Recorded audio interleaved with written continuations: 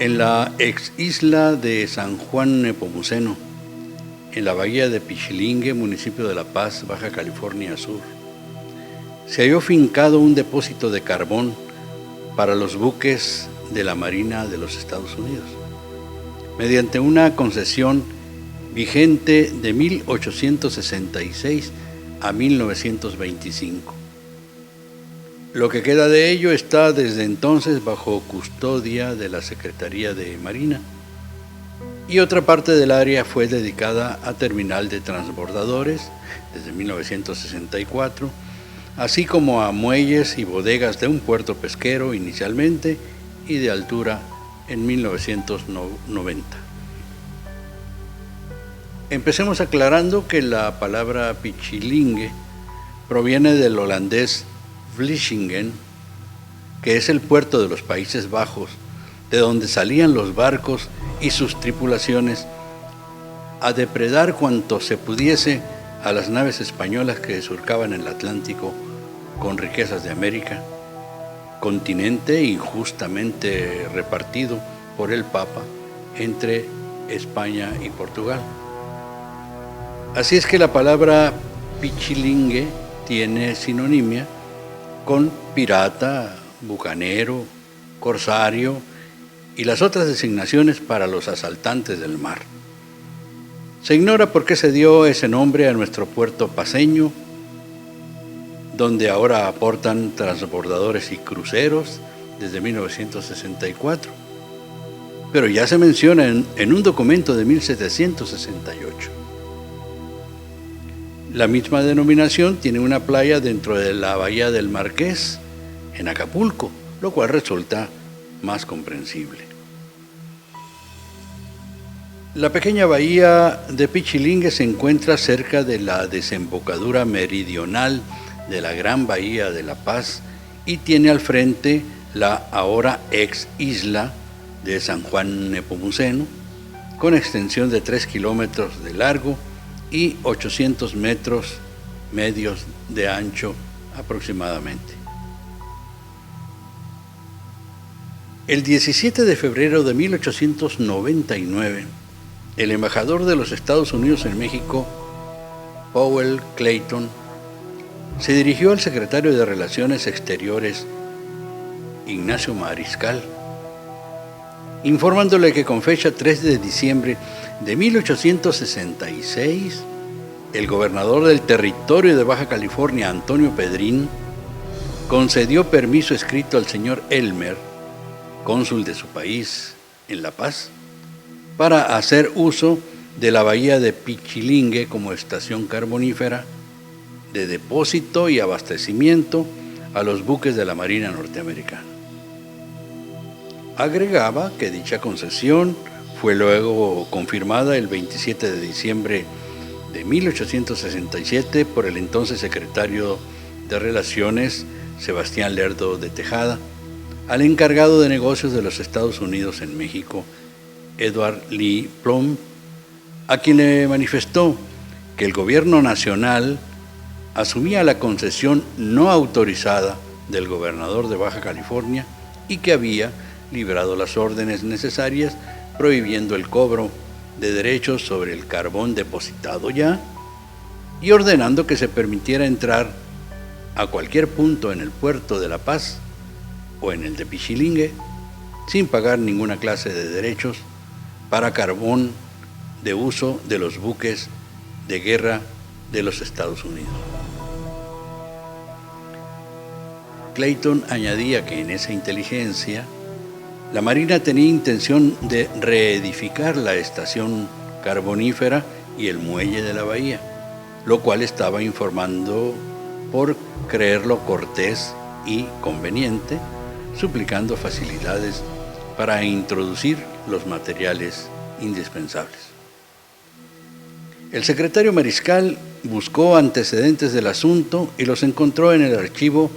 de la Secretaría de Hacienda. Por primera vez se interesaba en negocio diplomático tan delicado quien había sido secretario de Relaciones en otras 4 ocasiones anteriores,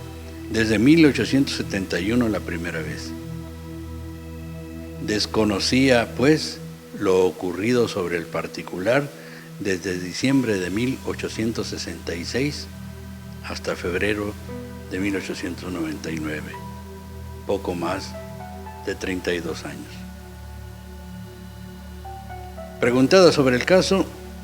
la Secretaría de Hacienda envió a la de Relaciones la copia certificada del expediente en el cual aparecen estas noticias. Primera, el 15 de agosto de 1867 fondeó en La Paz la fragata norteamericana Washington, procedente de Filadelfia, conduciendo 1.500 toneladas de carbón de piedra. El contador de la aduana, en ausencia del titular y del jefe político del territorio, Carlos F. Galán, permitió el desembarco en Pichilingue a solicitud del cónsul de los Estados Unidos. Al quererse hacer el cobro del derecho municipal, el funcionario norteamericano indicó que no debía pagarse derecho alguno, puesto que la carga era para uso de los buques de guerra estadounidenses. La autoridad local, entonces, solicitó la resolución respectiva al presidente de la República por conducto de la Secretaría de Hacienda. Esta opinó que el cobro era correcto,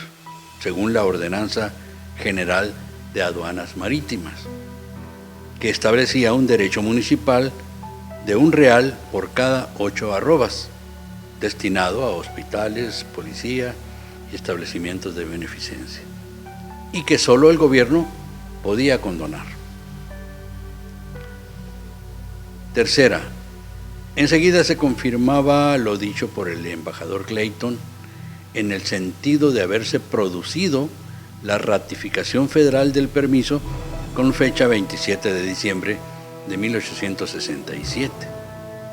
Con tales referencias, en agosto de 1899, el secretario de Hacienda hizo saber al de Relaciones que se concedían derechos de puerto a los buques que condujeran el carbón, pero que no podían ser objeto de exención los derechos de importación y de puerto que debieran cubrirse, según la ya citada Ordenanza General de Aduanas. 2 meses después, el de Relaciones dijo al de Hacienda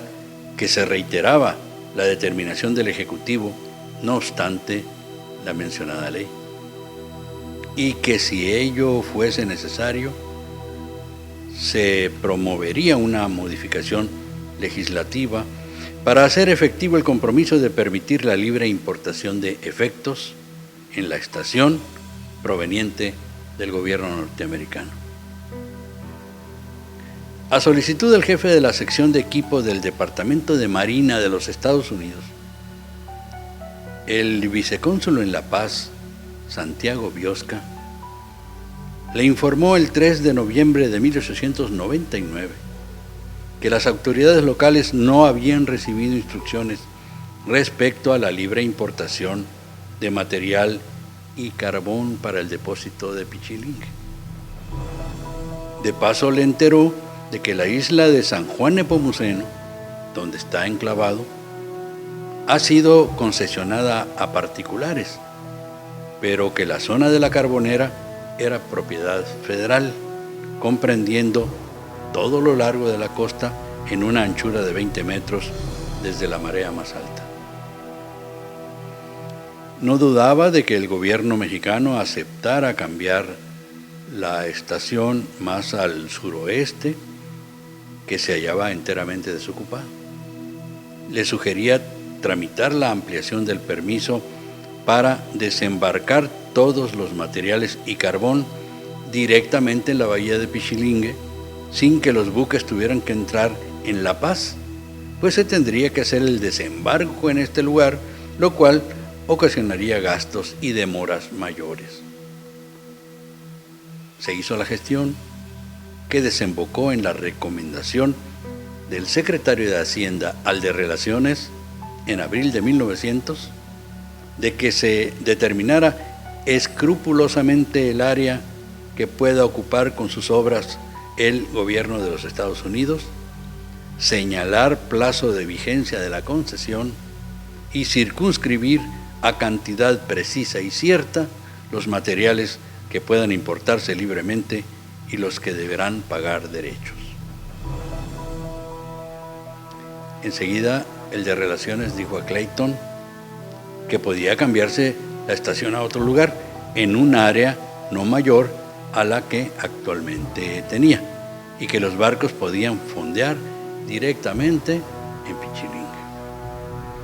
El embajador correspondió con la súplica de modificar el permiso para que la importación fuese ampliada incluso a los materiales que fueran conducidos por buques mercantes norteamericanos y no solo de guerra o propiedad del gobierno estadounidense. El secretario de Relaciones transcribió la petición al de Hacienda, sugiriéndole que si el acuerdo resultase afirmativo y, para evitar la posibilidad de un abuso, los barcos mercantes pasaran primero a La Paz, cuya aduana podría comisionar a un celador a bordo de los dichos barcos que vigilara el cargamento. El de Hacienda accedió a la solicitud, con la condición propuesta por su homólogo, y agregó: esta concesión no exime a dichos buques del pago de derechos de puerto y de tráfico marítimo interior, en lo que se refiere al puerto de La Paz,